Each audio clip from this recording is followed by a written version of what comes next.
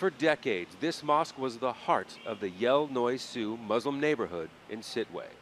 That was until 2012, when sectarian violence spread across Rakhine State and its capital here. La Win was born in Sittwe and started praying at the mosque in 1963. But for almost 5 years, he's been in this camp for internally displaced persons on the outskirts of the city. Prevented from leaving, he'd not seen what has become of his mosque. We showed him photographs we'd taken earlier in the day.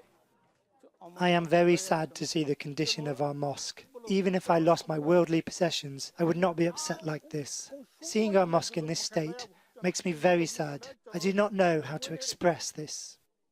It's a day La Win remembers very well. June 10th, 2012. That's when he and his neighbors gathered here in the mosque compound. They say the next day their houses were burned down, and then they say they were led to the IDP camp at gunpoint.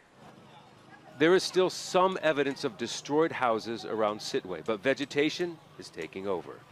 In many former Muslim areas, Rakhine families have moved in or started businesses where homes once stood. Some saying their own houses were burned down by Rohingya in other parts of Rakhine State. We were setting up to interview one Rakhine family now living near the mosque. Then community officials showed up and told us to stop the interview. We were ushered away. Aung San Suu Kyi's ruling party, the NLD, has an office in Sittwe. She's been criticized for not doing enough to help the Rohingya. We wanted to know what will be done with the empty mosques. I don't know much about the situation with the mosques. It's not related to our party. It's something handled by the government. Rakhine State government officials refused our interview request.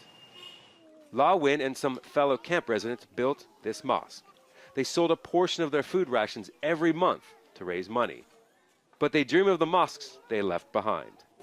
I've made up my mind firmly that if I can go back to where we lived, I will rebuild and renovate our mosque, and I will pray there again.